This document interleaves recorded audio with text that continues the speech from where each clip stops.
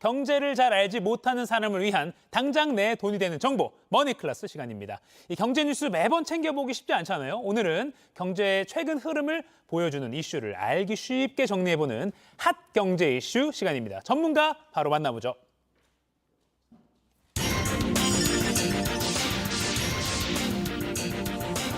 경제 빅피처를 그려주시는 분이죠. 김광석 한양대 겸임 교수와 얘기 나눠보겠습니다. 안녕하세요. 네, 안녕하세요. 자, 오늘의 핫 경제 이슈, 최근 핫 이슈 하면 저는 뭐 상추, 뭐 채소값 너무 올랐는데 요거 아마 세 개 중에 준비가 돼 있을 것 같고요. 맞아요. 3위부터 바로 한번 열어보겠습니다. 그러겠습니다. 3위 뭔가요? 보여주시죠. 왕서방 투기 사라진다. 네. 이 정부가 외국인이 우리나라에 부동산 투자할 때 부작용이 많다고 해서 요거 좀 단속하고 좀 점검하기로 했죠. 맞습니다. 네. 그러니까 최근 들어서 규제가 강화됐다가 네. 완화되는 흐름이지만 강화되는 그 과정에서 한국의 투자자들이 투자를 할 수가 없는 규제에 묶여 있었던 경우가 많이 있었는데 네. 오히려 이 틈을 타서 외국인들이 아, 많이 한국에 갭 투자로 진입을 한 겁니다. 네. 여러 가지 사례들이 있습니다만 이번에 외국인 토지거래 불법 행위 단속을 벌였는데요. 네. 그 결과 여러 사례 중에 한 가지 사례, 예. 인천 계양구입니다. 보시는 것처럼 2017년에 800만 원에 거래를 했는데 네. 2020년 9,450만 원에 팔았어요. 결국 1,000%가 넘는 야. 1,081%의 수익률을 누린 이런 사건이 실제 있었죠. 네. 그 밖에도 다양한 허위 거래가 의심되는 것들이 많은데요. 네. 외국인이 보유한 국내 주택 그 채로 보면 중국인이 4만여 채, 와. 또 미국인이 뭐 거의 2만여 채, 캐나다, 대만인 순으로 이렇게 보유하고 있는데요. 이런 적발한 여러 위법 의심 행위들이 있습니다. 이런 것들을 막기 위해서 조치를 내리고 있는 것이고요. 그 첫 번째 조치 중에 하나가 네. 바로 토지 거래 허가제인데요. 이제 외국인이 갭 투자를 목적으로 토지 거래를 할 때 네. 그냥 말 그대로 그냥 아무나 토지 거래할 수 있는 것이 아니라 예. 실거주만을 목적으로 아하. 토지 거래할 수 있게 제약을 강화하고요. 또 자금 조달 계획서라든가 이런 것을 제출을 해야만 합니다.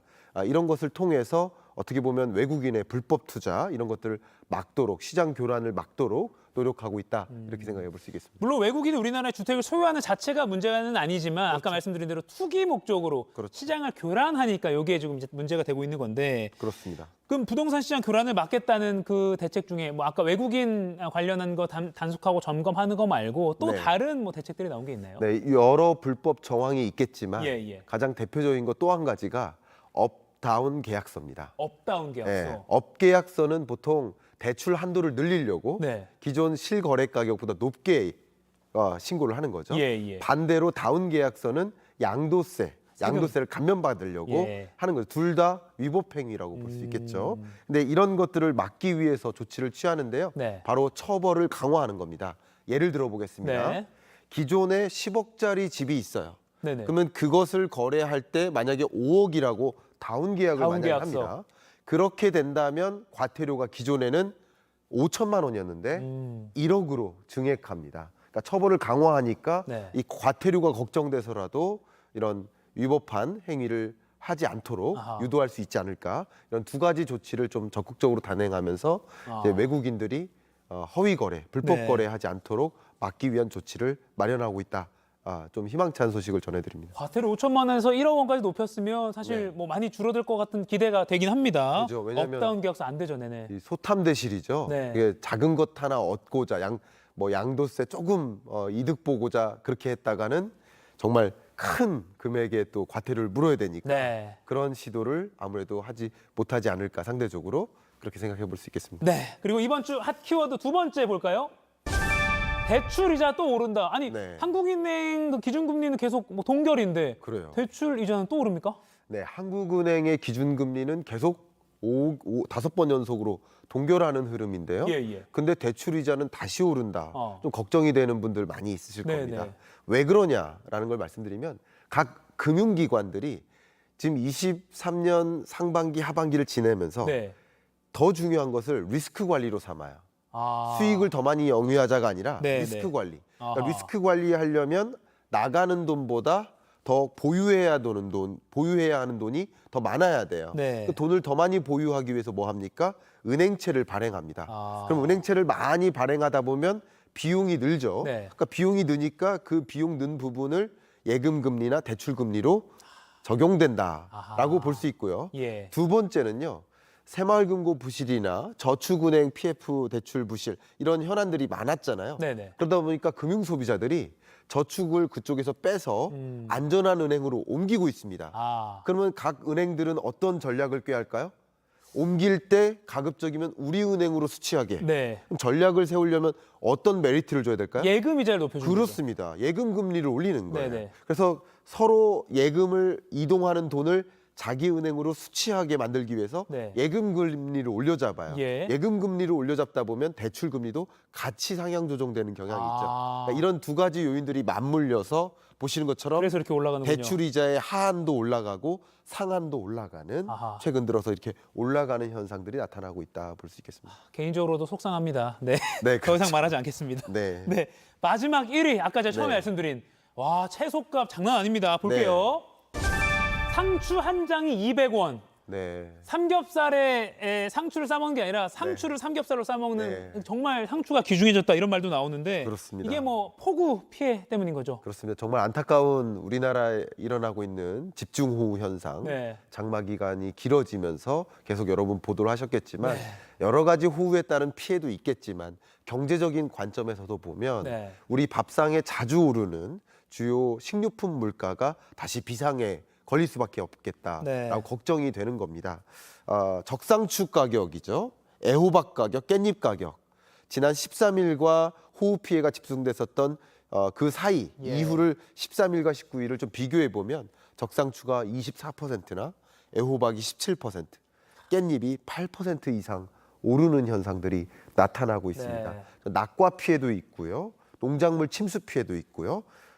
폐사한 가축 피해도 있습니다. 벌써 약 80만 마리에 해당하는 폐사 가축 사건이 일어나고요. 네. 그리고 지금 집중호우나 이런 호우 피해가 끝난 게 아니잖아요. 그러니까요. 그러니까 아직도 더 늘어날 수 있겠다. 늘어남과 동시에 같이 맞물리는 것이 보통 추석 연휴죠. 그때는 식료품 수요가 또 늘거든요. 네. 그러니까 수요는 느는데 충분한 공급이 이루어지지 못하다 보니까 네, 네. 농산물 가격이 오르고 이것은 고스란히 우리의 식탁 물가에, 밥상 물가에 작용하지 않을까 걱정이 되는 상황입니다. 네, 또 추석도 있어서 걱정인데 네. 그래서 제가 시청자 여러분께 조금이나마 좀 도움이 될 만한 정보를 찾아봤는데요. 그 농협 하나로마트입니다. 농협 하나로마트에서 할인 행사를 하더라고요. 모레 26일까지 전국 주요 하나로마트에서 상추, 깻잎, 시금치, 열무, 얼갈이, 부추 등 이 6개 종류에 대해서 그러니까 폭우 피해로 이게 수급이 불안정해진 그 종류라고 하더라고요. 이 채소류 6종을 정상가 대비 최대 43% 할인된 가격에 판매를 한다고 하네요. 이게 이번 주 수요일까지입니다. 또 하나 또 정보를 드리면 신한카드가 하나로마트와 하는 행사도 있는데 이게 뭐 다음 달 2일까지고요. 하나로마트 매장에서 하우스 감귤, 애플망고, 미니 단호박 같은 제주도 농산물을 신한카드로 결제하면 최대 뭐 37%까지 할인해 준다. 요거 8월 2일까지입니다. 근데 사실 요 정도예요. 지금 네. 정부나 대형마트 뭐 유통업계가 좀 더 움직여줬으면 좋겠다 하는 바람도 듭니다. 지금 이 시간에 네. 식당 영업 준비, 점심 장사 준비하시는 분들 많이 보시거든요. 맞습니다. 여러분들 지금 시름이 깊어지실 텐데 추석도 있고요. 좀 많이 걱정이 듭니다. 더 중요한 것은요. 네네. 농산물 공급이 부족한 게 핵심이잖아요. 네네. 그러니까 빠르게 시급하게 우리 농림수산부는 대체 식자재를 네네. 적극적으로 다른 나라로부터 수입하는 노력을 해야 됩니다. 적극적으로 지금 급등하는 이런 채소 가격, 네네. 과일 가격 이런 것을 대체할 만한 그 품목들을 적극적으로 수입해서 농산물 가격을 안정화하는 데 집중해야 되겠다. 그 부분이에요. 저도 여쭤보고 싶은 게 지금 이게 우리나라만의 상황이 아니더라고요. 네. 전 세계가 뭐 가뭄, 홍수, 폭염 이런 피해가 커서 외국에서 들여오는 것도 이제 쉽지 않을 거다 이런 전망도 있어요. 네, 그게 또 걱정이 됩니다. 네네. 식량 안보 문제가 좀 심각해질 수 있겠는데, 예. 그러니까 이상 기후 현상이 계속되고 있잖아요. 네. 그런데 많은 기상과학자들이 23년 하반기에 좀 무서운 것이 온다라고 경고하고 있습니다. 뭔가요? 그게 바로 스트롱 엘니뇨입니다. 엘니뇨. 네, 엘니뇨 현상은 빈번하게 일어나는데 네네. 그냥 엘니뇨가 아니라 스트롱 엘니뇨. 아하. 그러니까 우리 언론에서는 슈퍼 엘니뇨라고 표현합니다. 네. 그러니까 그 기준하는 온도를 훨씬 뛰어넘는 이상 기후 현상인데요.